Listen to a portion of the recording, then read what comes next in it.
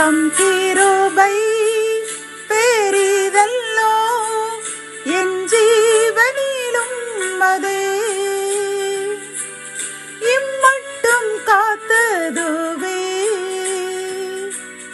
இன்னும் தேவை கிருபை தாருமே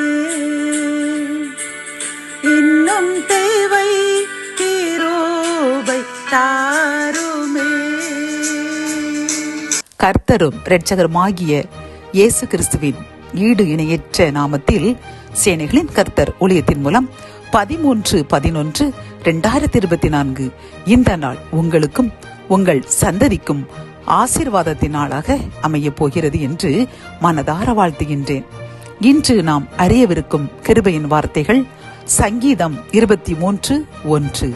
கர்த்தர் என் மேய்ப்பராக இருக்கிறார், நான் தாழ்ச்சி அடையேன். கத்தோலிக்க வேதாகமம் இவ்வாறு கூறுகின்றது, ஆண்டவரே என் ஆயர், எனக்கு ஏதும் குறையில்லை என்கின்றது. இன்று கர்த்தர் இந்த வசனத்தின் மூலம் நமக்கு கூறும் ஆலோசனைகளும் அறிவுரைகளும் என்னவென்றால், கர்த்தராகிய நான் உங்களுக்கு மேய்ப்பராக இருக்கின்றேன். ஆகவே நீங்கள் எந்த ஒரு நிகழ்விலும் எந்த ஒரு சூழ்நிலையிலும் நீங்கள் தாழ்ச்சி அடைய மாட்டீர்கள், உங்களை நான் உயர்த்துவேன் என்று கர்த்தர் வாக்கு கொடுக்கின்றார். பிரியமானவர்களே, இதில் சாதாரணமாகிய ஒரு ஆட்டினுடைய ஒரு மேய்ப்பன் என்ன செய்வான்? அந்த ஆடுகளுக்கு ஏற்ற விலையில் பொருட்களை கொடுத்து தண்ணீரை கொடுத்து எதிரிகளாகிய ஓநாய்களோ சிங்கமோ கரடிகளோ அந்த ஆடை பட்சித்து விடாமல் அதை இரவு பகலாக பாதுகாத்து பகலில் வெயில் அதன் மேல் பட்டு கஷ்டப்படாமல் நிழல் இருக்கின்ற இடத்தில் அதை கொண்டு மேய்ப்பான்.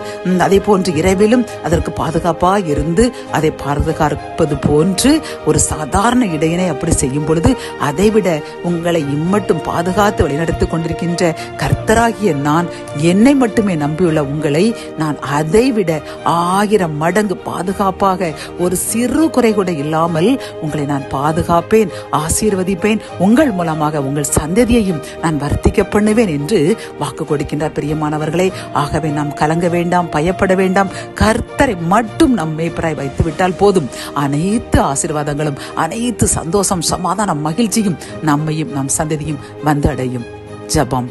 என் அன்பு தகப்பனே, இந்த வசனத்தின் மூலமாக நாங்கள் உம்மை மட்டுமே நம்பி உம்மையே மேய்ப்பராக கொண்டுள்ள எங்களுக்கு நீர் அருமையான கொடுத்த இந்த செய்திக்காக கோடி நன்றியப்பா.